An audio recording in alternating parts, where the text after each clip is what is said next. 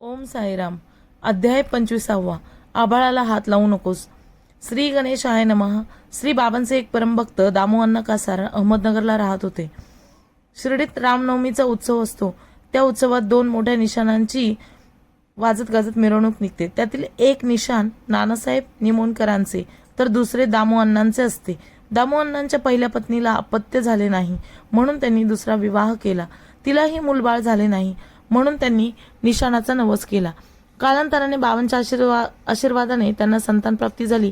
तेव्हापासून रामनवमीच्या उत्सवात दामोअण्णांकडून निशाण येऊ लागले. ही दोन्ही निशाणे कोंड्या सुताराच्या घराकडून निघतात. ती गावातून वाजत गाजत मिरवणुकीने मशिदीजवळ आणतात. तिच्या दोन्ही टोकांना बांधतात. त्यावेळी सर्व फकीरांना अन्नदान केले जाते. ही प्रथा आजही चालू आहे. एके दिवशी दामोअण्णांना त्यांच्या एका नातेवाईकांचे पत्र आले. त्यात लिहिले होते, या वर्षी आपण मोठ्या प्रमाणात कापूस खरेदी करू. भाव वाढला की लगोलग विकून टाकू. या व्यवहारात मी तुम्हाला भागीदार करू इच्छितो. 2 लाखांचा नफा होईल. प्रत्येकी 1-1 लाख रुपये मिळतील. तुमचा निर्णय लवकर कळवा. ही सुवर्ण संधी सोडू नका. पत्र वाचून दामोअण्णांना चैन पडेना. त्यांच्या दृष्टीने पैसे कमवण्याची ही फार मोठी संधी होती. फायदा झाला तर 1 लाख मिळणार होते, पण तोटा झाला तर धंद्यात घातलेला पैसाही परत मिळणार नव्हता. त्यांनी खूप विचार केला, पण निर्णय घेता येईना. त्यांनी बाबांचा सल्ला घेण्याचे ठरविले. त्यांच्या नावे माधवरावांना एक सविस्तर पत्र पाठवले.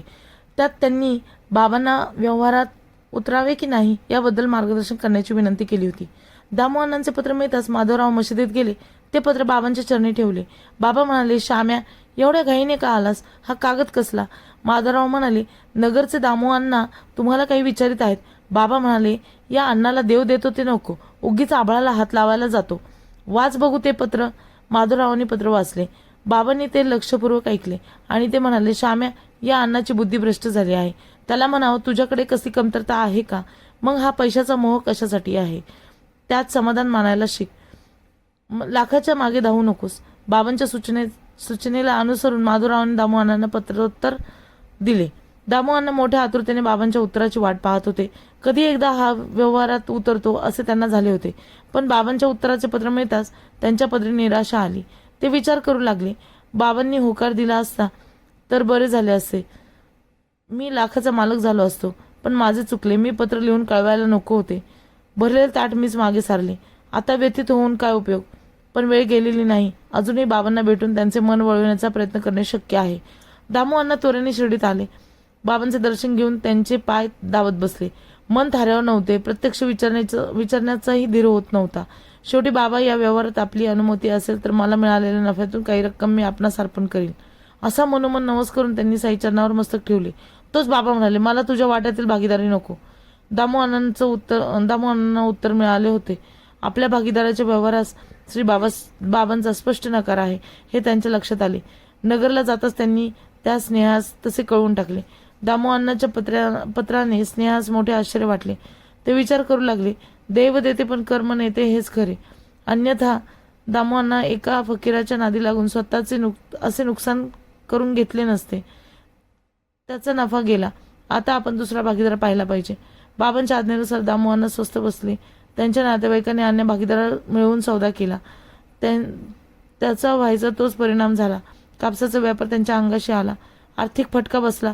तो पश्चाताप करू लागला. आपण दामोअण्णांचे ऐकले असते तर बरे झाले असते असे त्याला वाटू लागले. हे वृत्त कळताच बाबांनी आपल्याला वाचवले या विचाराने दामोअण्णा सद्गदित झाले. त्यांनी बाबांचा जय जयकार केला. त्यांना कृतज्ञतेने हात जोडले. दामोअण्णांना संतान प्राप्ती. संतती होत नाही म्हणून दामोअण्णा अगदी निराश झाले होते. बाबांच्या कृपेने काहीतरी मार्ग मिळेल अशी त्यांची दृढ श्रद्धा होती. एके दिवशी गोव्याचे मामलेदार राले यांनी बाबांसाठी आंब्याची मोठी करंडी पाठवली. त्यात 300 आंबे होते. बाबांनी त्यातील 4 आंबे एका मातीच्या भांड्यात ठेवले आणि सर्वांना उद्देशून म्हणाले, हे आंबे दामोअण्णांसाठी आहेत. त्यांना कोणी हात लावू नका. माधवरावांनी बाकीचे आंबे मशिदीत येणाऱ्या भक्तांना वाटून टाकले. थोड्या वेळाने दामोअण्णा मशिदीत आले. बाबांनी त्यांना प्रसाद म्हणून ते 4 आंबे दिले. घरी गेले होते. पुन्हा मशिदीत आले व बाबांना म्हणाले, हे आंबे कोणाला खायला देऊ? मोठ्या पत्नीला की धाकटीला? बाबा म्हणाले, धाकटीला दे. तिला 4 मुले होतील व 4 मुली होतील. बाबांच्या आज्ञेनुसार दामोअण्णांनी ते आंबे दुसऱ्या पत्नीस खावयास दिले. तिला 8 मुले झाली अशा प्रकारे बाबांच्या कृपेने दामू अण्णांचे घर मुलाबाळांनी भरून गेले. अध्याय 25 समाप्त.